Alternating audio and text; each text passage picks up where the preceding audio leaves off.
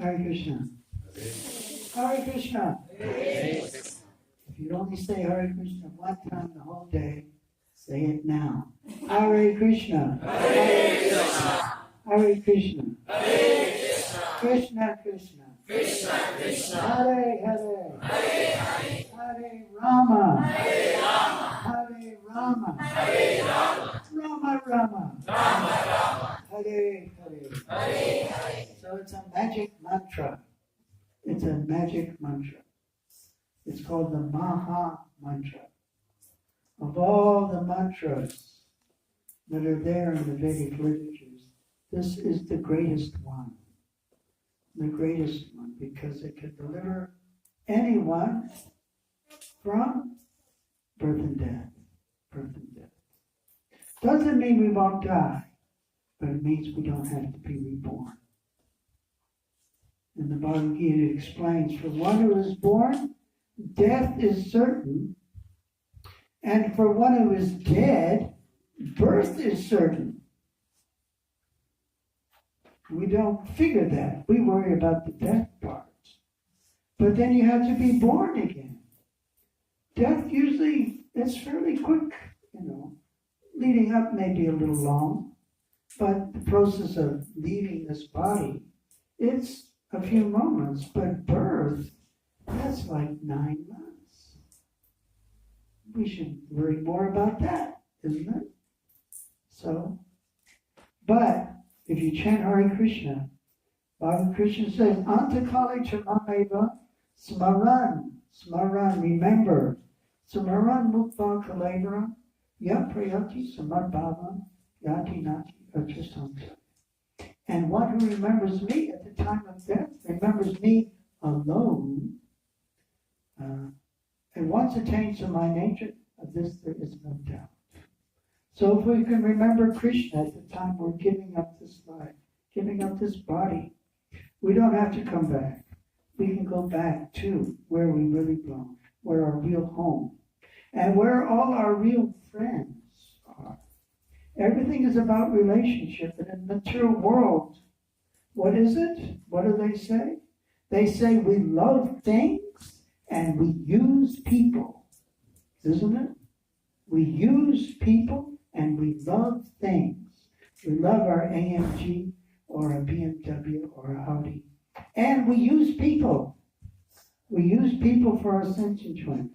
We want to exploit them. Or it's supposed to be the other way around. We're supposed to love people and exploit or use things. But everything's upside down, inside out in the material world. So relationships are really what it's all about. Except in the material world now everything is confused and convoluted. But in the spiritual world it's not like that. It's every step is a dance.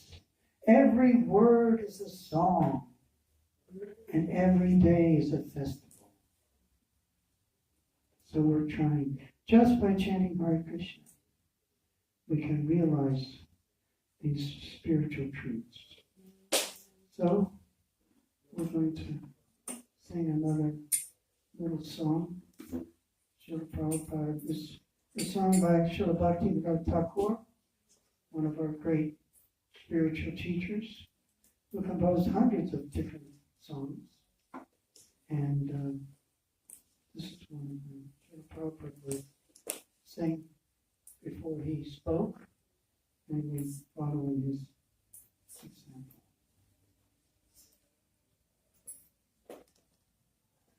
Hit a note. Hit one, a low one.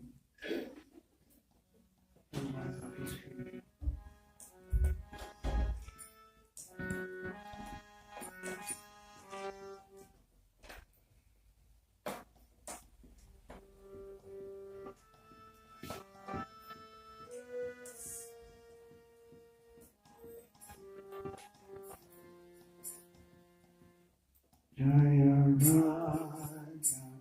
Raja Madhava Kunjani Hari.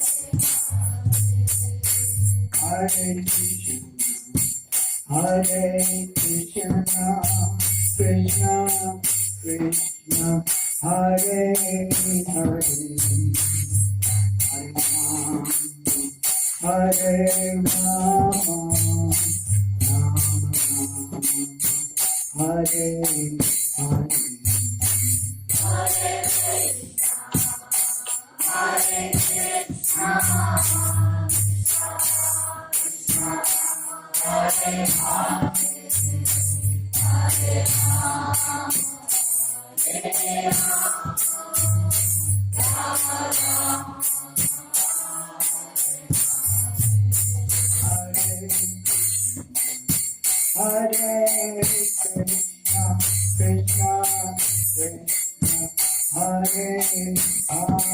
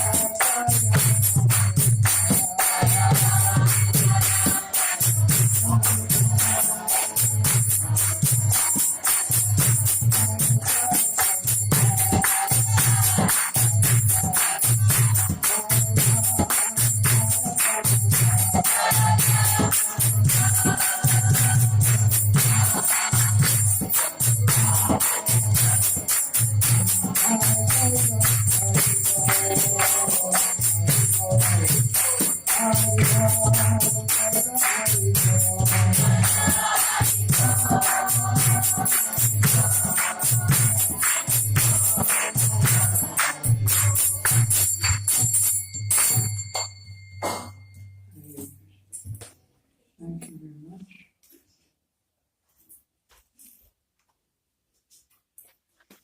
Could we ask someone to get a pad of paper and a pencil and pass it?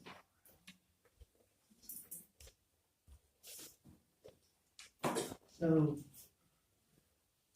in the 4th chapter, verse 34, Tadvidi pranipatena, pariprasnena sevya upadeshanti tegana, Gyanin is put to person.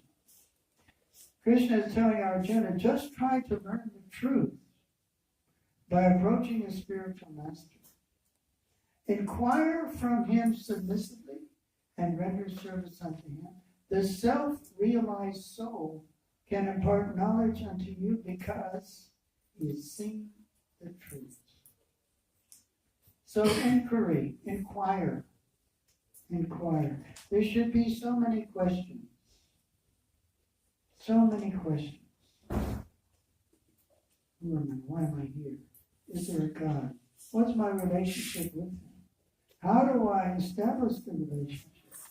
So many questions should be there. Every verse, practically, of the Bhagavad Gita, all over 700 of them, there should be some question. Some questions. Srila Prabhupada anticipated those questions when he wrote his purports, his explanations of each verse. But we should have questions. We should have questions. Lots and lots of questions. In the mature world, we have questions, but nobody can answer them. You go to school and you ask a question of the teacher, and the teacher doesn't know. So what does the teacher do? What does the teacher do?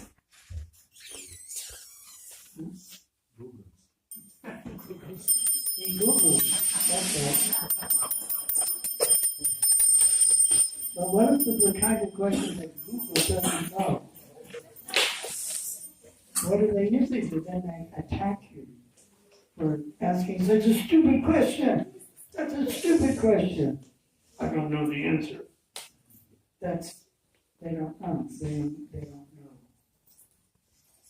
They either criticize you for asking it, or they waffle.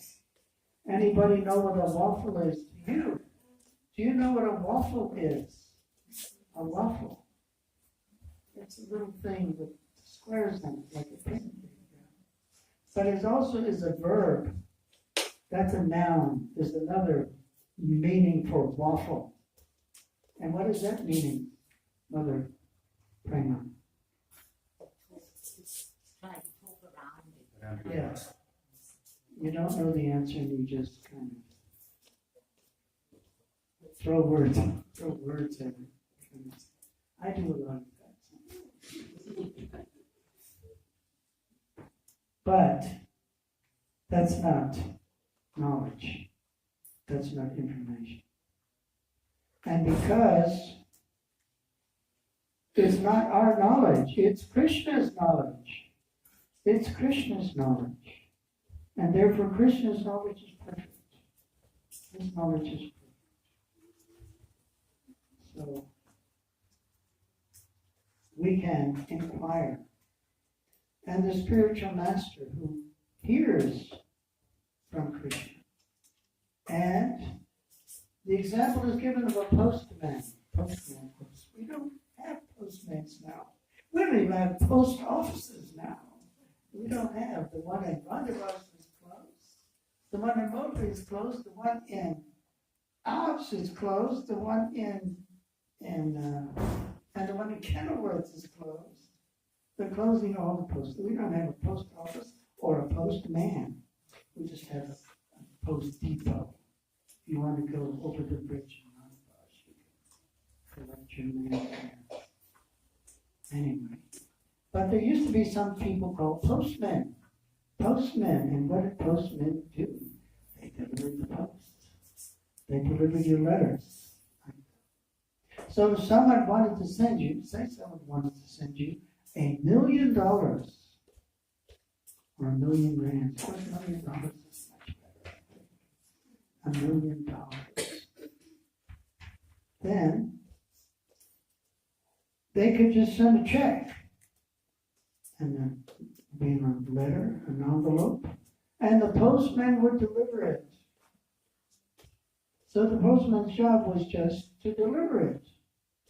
Now you may think this postman is a wonderful person. He just gave me $1 million, dollars, but it wasn't the postman, it was someone else. He was just delivering it. So Srila Prabhupada said that the spiritual master is like a postman. He just delivers Krishna's words.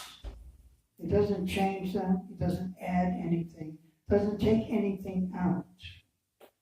And that's why Bhagavad Gita, as it is, by Srila Prabhupada, changed so many lives. I read a Bhagavad Gita before I became a devotee. I read it in about 25 minutes. Payment, no purport. Just the verses. I'll make it a little longer. 45 minutes. Okay. Not that clear either. Anyway, and I couldn't figure it out at all. I didn't understand it at all. So I read about Bhagavad Gita before, but it didn't do me any good because it wasn't presented by a pure devotee. It wasn't presented by someone who was devoted to Lord Krishna, who simply wanted, who understood how wonderful Krishna is, and therefore just wanted to give Krishna as he is, and not a person who wanted to hide Krishna, kill Krishna even, avoid Krishna, denounce Krishna, present Krishna without any qualities, with no intelligence, with no friends, with no entourage, just the force. That's not Krishna.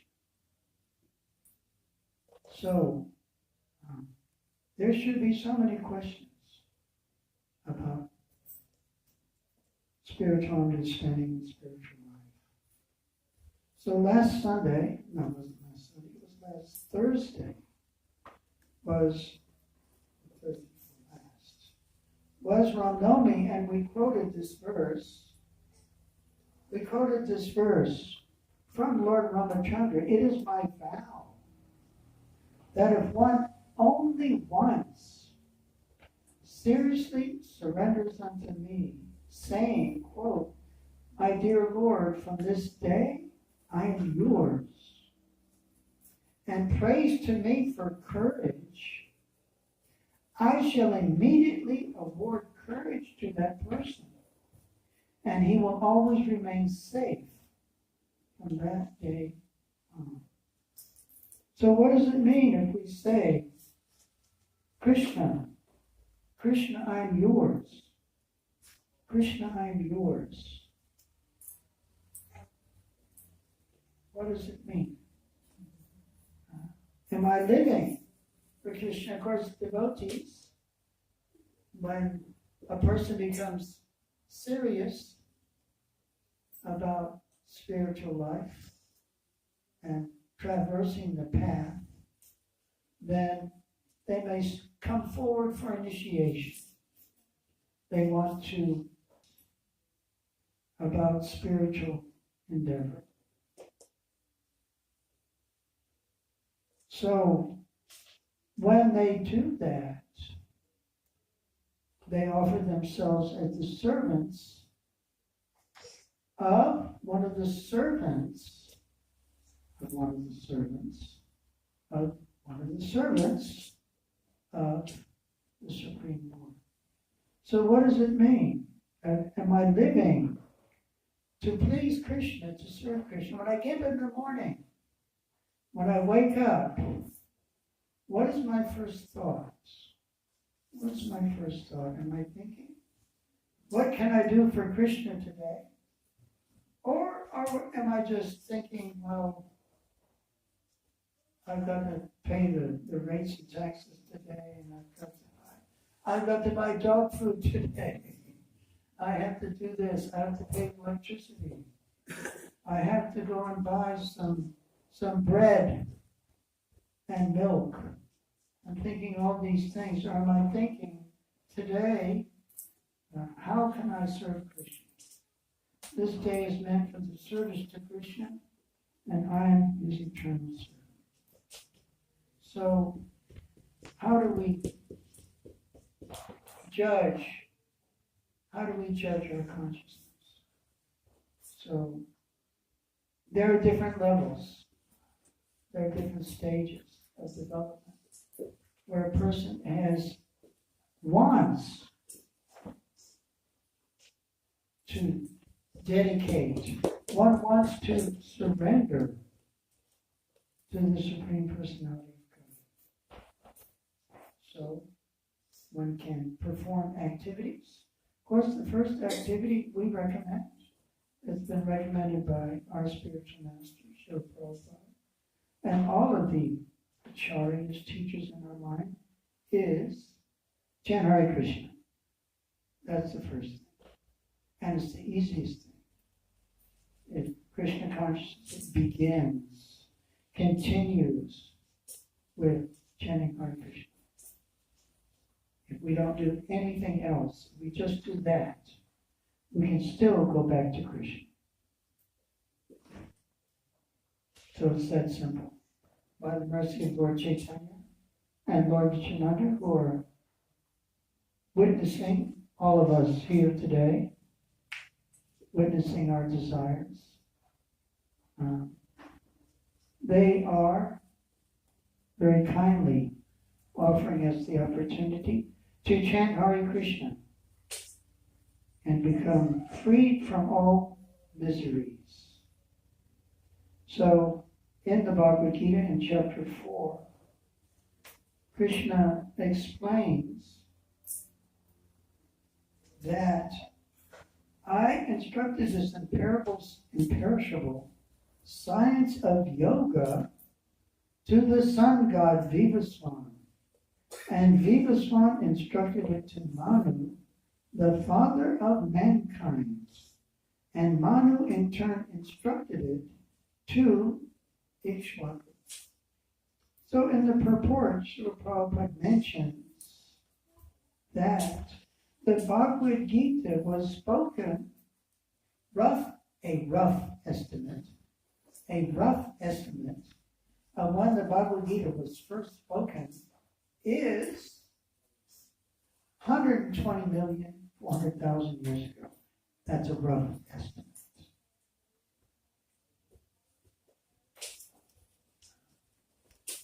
And Prabhupada mentioned is thus the current Manu is calculated to live for 305,300,000 years. All these can be confirmed astrologically and astronomically. But in the next verse, Krishna says this supreme science was thus received through the chain of the cyclic succession, and the saintly kings understood it in that way. And in the next verse, that very ancient science of the relationship with the Supreme is today told by me to you, because you are my devotee as well as my friend. Therefore you can understand the transcendental mystery of this science. So, spiritual life is a science. It's a science of, it's an ancient science, it's an imperishable science, and it's a science of the relationship with the Supreme. We all have an individual relationship with the Supreme Personality of God. And Krishna tells Arjuna, because you are my devotee as well as my friend, what can you do? You can understand the transcendental mystery of this science. So it's a mystery. It's an open secret. The words of the Bhagavad Gita are plain to see. But it's still a mystery. Why is it a mystery? Because unless a person is devoted and affectionate to the Supreme Personality of Godhead, can't understand. Can't see it. Can't see it. So it is a reality, but it requires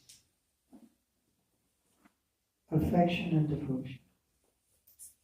And we actually have such things. We do have. But our affection and devotion are for material things. So how do we transfer that attachment for material things to, how do we do that? We do it by hearing, Shravanam, Kirtanam, Vishnu, Smaranam, Padasevanam, Arjanam, Vandanam, Sakyam, Dasyam, Sakyam, Nivedanam. We do it first by hearing, very simply by hearing. Now we can hear. It's nice if we're awake when we're hearing.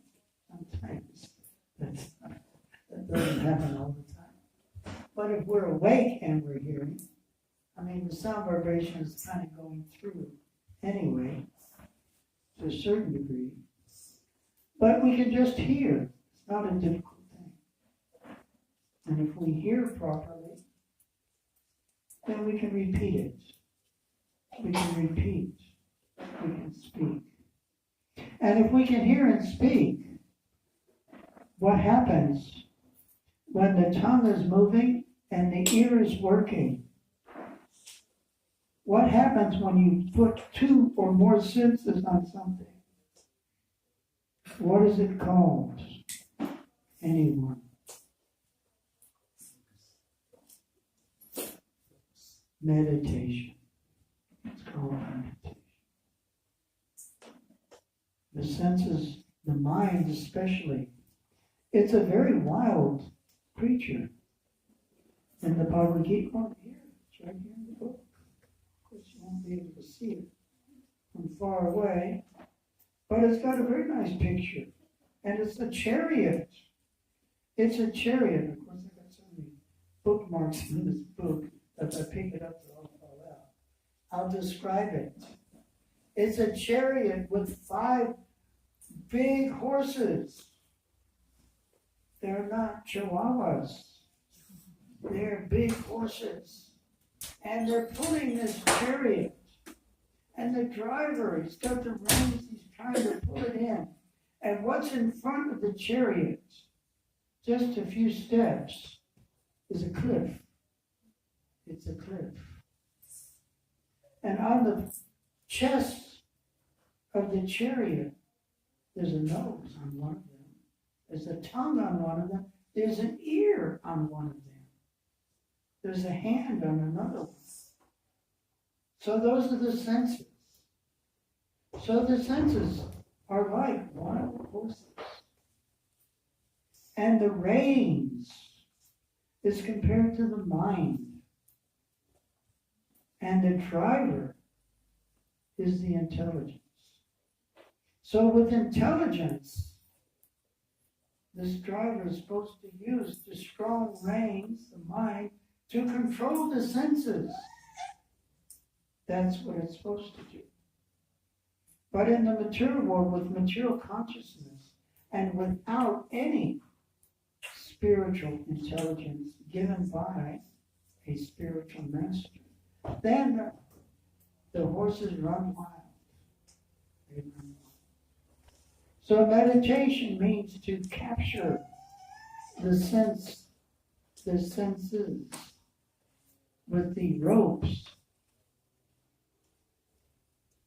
of meditation. So if we use our ear and we use our tongue, devotees, we also use our fingers on our japa beads. You can feel and touch. And hopefully we'll also put our heart into it. And in that way we can meditate on Krishna's holy name. And what happens? All the attachments to material things become removed. And we become attached to the Supreme Personality of God. And that is the perfection of mind. Doesn't need a PhD. Doesn't need a PhD. It's very simple. It just needs a simple and a submissive heart. So that's open to everyone. It's open to everyone. Even little children. They're actually the best candidates. They're the best candidates because their hearts are, at this stage of the game, fairly clear, clean, not so contaminated. So, in the Vedic culture, of course, from 5 years, a child was trained in spiritual techniques of remembering Krishna and pleasing Krishna, doing little things. 1975, we were in Mayapur, and there were these little girls.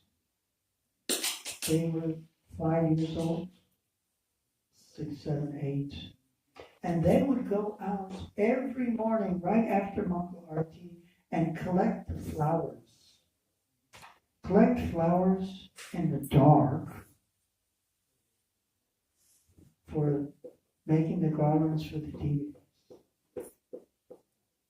And India, they have snakes and things like that. But they didn't bother. They didn't worry about it. They went out and they served Krishna. They brought all the flowers back. And they would help make the garlands for all the deities. From 5 years old, they were engaged in that way. There's one nice little story that they were making, and every morning they used to put some flower petals on Srila Prabhupada's shoes. Prabhupada's shoes, he would leave his shoes outside the temple room, and he would go inside, and when they came out, after he gave the lecture, there were some flower petals on Prabhupada's shoes. So then the one day they did something a little funny. And the flower petals were actually a garland. And they tied it around his toe. Because he usually would put his foot in and then shake the petals off. And they would fall off and he walked. So then this time he shook the petals, but they didn't go anywhere. And he shook it again. And it took a little while for him to recognize. And then he looked around and these little girls were on the corner. Like that. So they played a little joke with Prabhupada. But they were just little girls. But they were rendering wonderful service to Krishna.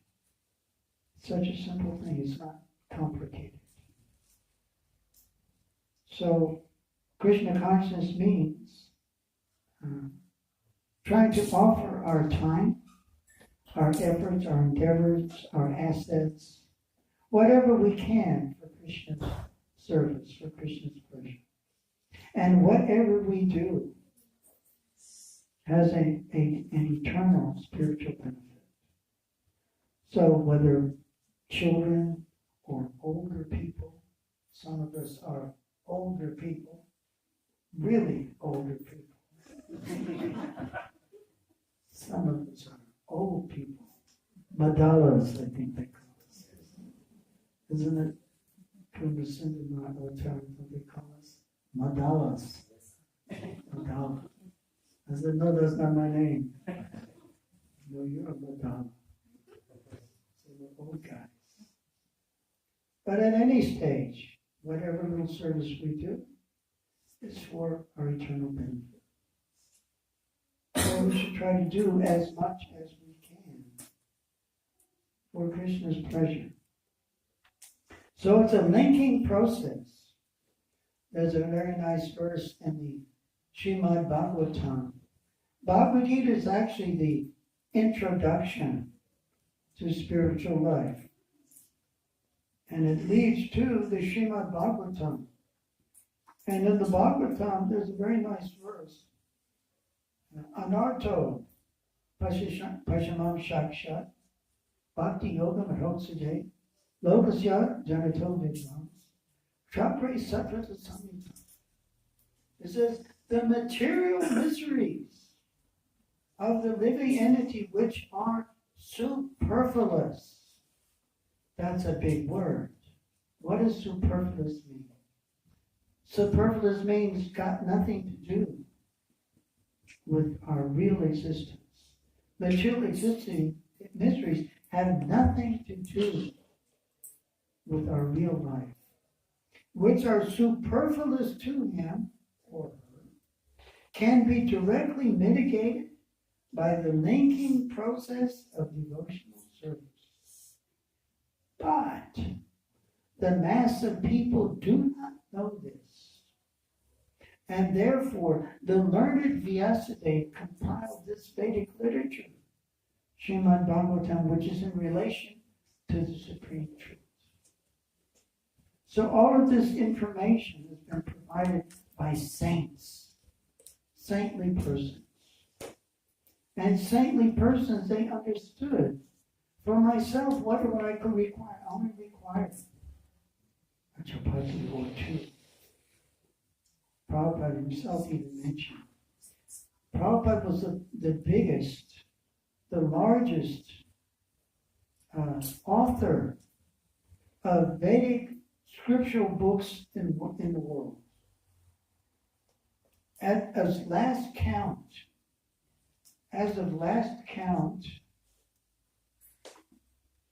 600 million? Around 600 million books.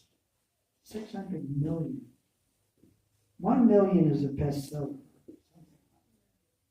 600 million books. And Prabhupada mentioned, my royalty is 4 chapatis. 4 chapatis. That's my royalties. So a saintly person is not interested in accumulating the rubbish of this material world. What are they interested in? Anyone. What is a saintly person interested in? Helping others. Helping others. That's all. For me, I'm okay. What can I do to help others? And the Vedic culture, the Varnashram culture was based in that way. The Brahmins were saints. The Kshatriyas worked and organized and administered society under their direction. And the Vaishyas, they collected funds, but they offered those funds in the light of the Bhagavad, which was actually the first book that Prabhupada wrote, and the last book to be published. First book to be written, 1950s, and the last book to be published. It's a collection of articles and essays on one chapter of the Krishna book, the autumn season. And it describes there that all during the year, the sun is collecting the water and storing it in clouds. And then when the rainy season comes, the clouds distribute all of their water, every bit. So it's compared to Vaishyas who collect funds, but when it's time to perform a big sacrifice, a yajna for the benefit of the citizens, they give it all. They give everything, every penny, every paisa. And they could do so without begrudging. How could they do that? Rich people, we know, rich people are rich because they don't give it away, isn't it? You don't have to make a lot of money as long as you don't give it away. But these Vaishyas, they could do so because they knew. By Krishna's grace, I've received all this. And by Krishna's grace, I can give it to him, and he can give me more. So they had that faith. They understood. Well, it's not me because of my great financial management and my great intelligence and because of my hooking and crooking. No, it's Krishna. Krishna has given it to me, and I can give it back, and he'll give me more. So there was no problem accumulating things. And the workers, there was no question of unions and strike action. No question. The suitors worked for their masters. They were expert tradesmen and craftsmen. And you see, in India, even now, from thousands of years ago, there are these beautiful temples with such intricate architectural wonders, practically speaking. So that was the faith call, because it was based on pleasing the Supreme Personality of God. So, the easiest and most simplest way of pleasing the Supreme Personality of God is chanting His holy name. So we'll be doing that just now. But we'll stop now. A few questions, and we'll try to answer them before the next part of the program. Hare Krishna.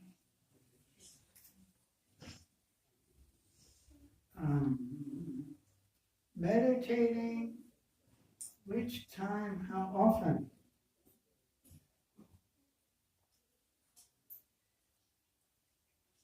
Whenever you can, and for as long as you can.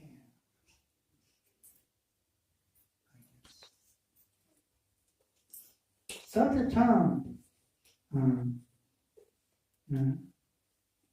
Bismartovyo Vajachich Sarve Vidis Vishavarshur Etayor Evakinkara.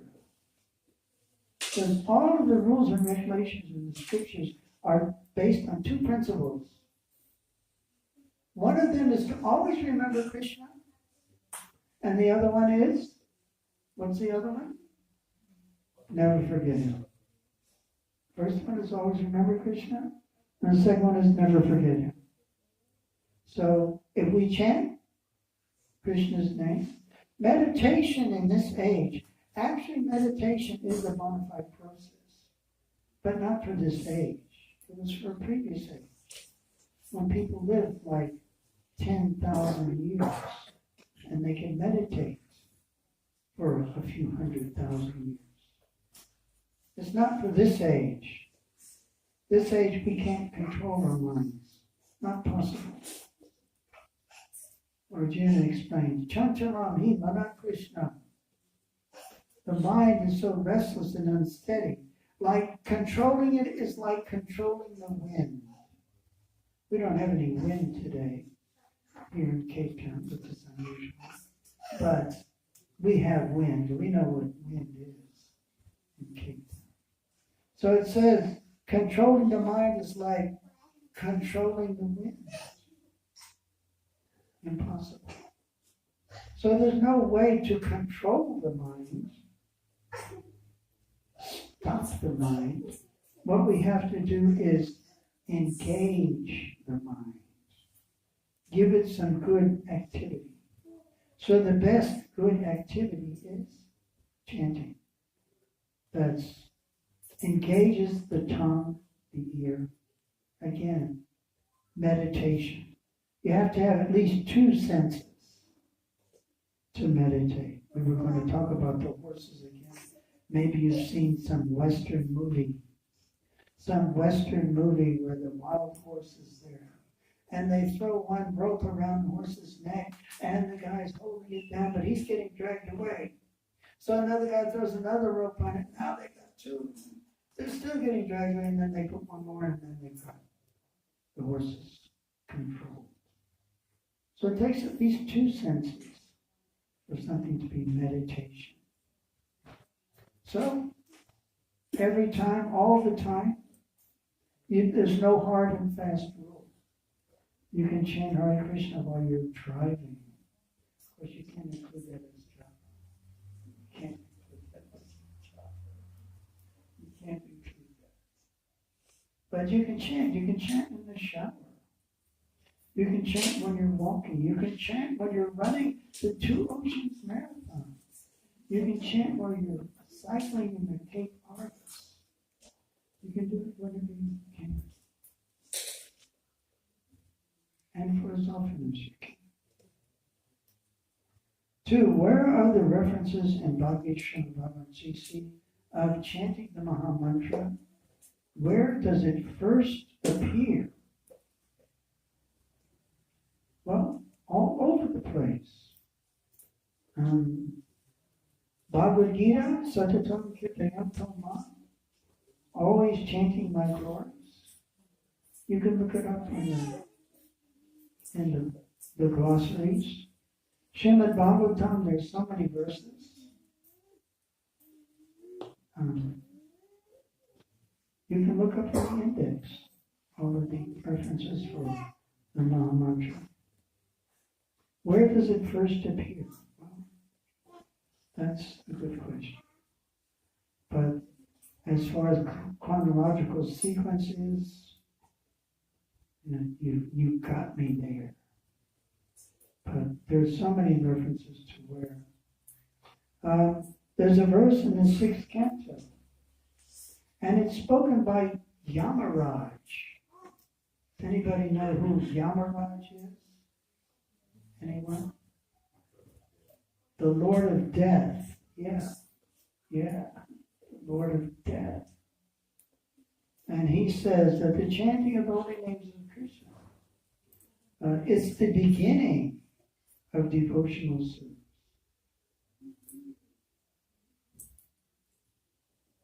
Beginning of devotional service, chanting of the holy names of Krishna is mentioned there.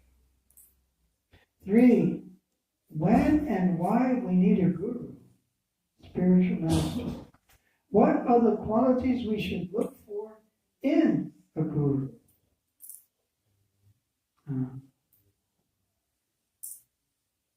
Yes, we have a whole course about finding the qualifications. Tasmat Guru Prapajeta Jigyasu Shre Uttama Shraddhe Pare Janishnatam Brahmanu Pashra Ashrayam. The characteristics of a spiritual guru Prapajeta Jigyasu Shre Uttamam. He should know the revealed scriptures. Shabde Pare Janishnatam. He should be able to convince others of their conclusions. Brahmanu Pashra Ashram. He should be completely free from all material attachments. Those are just a few of the characteristics. What should we look for in a spiritual master? Vacho Vegam, Manasakroda Vegam, Jiva Vegam, Udarapasta Vegam, Etan Vegam, Yovishahetatira, Sarvam Apimam Pritijim, Sashishyat.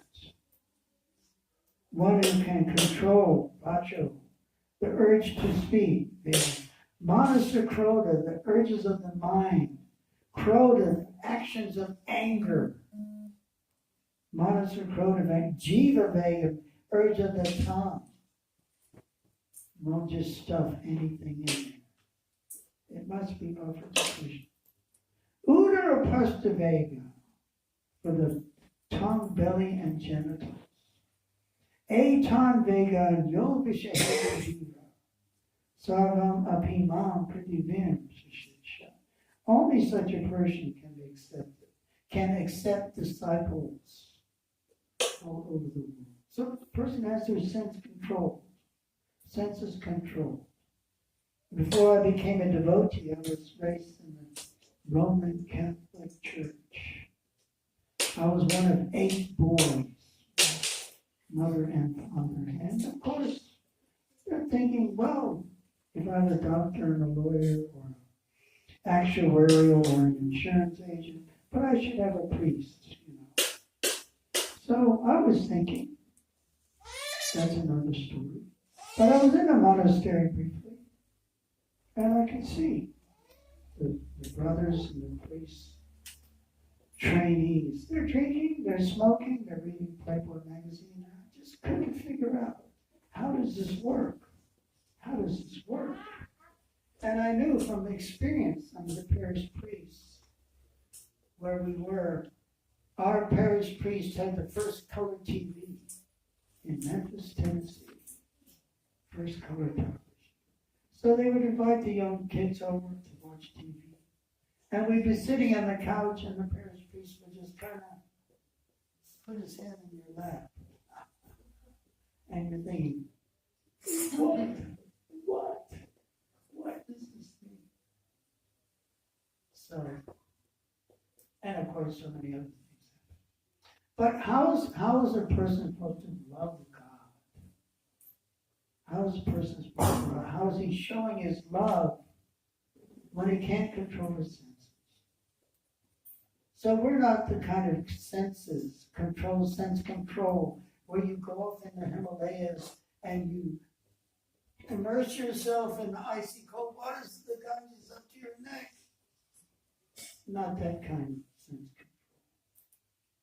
But the sense control of eating just foods that are offered to Krishna. And Krishna explains what foods. Patram pushpam pranamtayam. No me bhakti prajati. You just you eat what's offered to Krishna. You control yourself, you're eating, you're sleeping, you're mating, you're defending. You control, you regulate through the principles of freedom. Be a human being. So those are the qualities there. The spiritual life. I'll try to rush out of time. In this material world, we do everything in the name of Krishna, even materialistic activities. Do we do everything in the name of Krishna? Even materialistic activities. Well, if we do something for Krishna, really, it's not material. It's not material. Everything is spiritual when it's used in Krishna's service. Of course, we have to be honest in our presentation, in our consciousness, in our understanding. But if we do something really for Krishna's pleasure, for Krishna's service, of course, we can't open a butcher shop for Krishna's service or a liquor store. But most everything else can be done for you. You can raise a family. And the 10th chapter, Krishna says, I'm sex life, which is not against religious principles. How can I reestablish my relationship with Krishna? Well, again, we start simply by chanting Hare Krishna, reading about Krishna, we're worshiping Krishna. Those principles are there. Hearing, chanting, remembering. So, and we have so many books in our bookshop there. Read about Krishna, hear about Krishna. And take some mentorship from a devotee. How does one choose a spiritual master? Well, we begin in Krishna consciousness, we begin by accepting Srila Prabhupada as our spiritual master. He is our preeminent Siksha Guru. He is our preeminent Sikshu. He is our instructing spiritual master. So in the first months when we come to Krishna consciousness, we encourage everyone. You read Srila Prabhupada's books, you hear his lectures, you appreciate what Srila Prabhupada has done in establishing and bringing the Krishna consciousness movement to this world, to the Western world particularly. And things will develop from there. Gradually, some other personality, one of Srila Prabhupada's followers, will inspire one particularly in a way that one feels that this person is my guide for my spiritual life. So that develops gradually. So we thank you very much. We'll finish there. Now we have an opportunity to worship Srila Prabhupada. Srila Prabhupada brought the entire Krishna conscious movement from India. It's been in India for thousands and millions of years, but it was never in the West. And in 1966, 1965, Srila Prabhupada brought it to the Western world. And everything of the Krishna consciousness movement was developed by Srila Prabhupada. So we all owe a great deal of gratitude to Srila Prabhupada. And today you can offer something back. We're asking you all to offer something back. And what do we want you to offer? One flower. Just one little flower. And you offer it at Srila Prabhupada's feet. And you can begin your relationship with Srila Prabhupada. Hare Krishna. Srila Prabhupada ki. Sri Bhagavad Gita as it is. Jai Gaur. Hare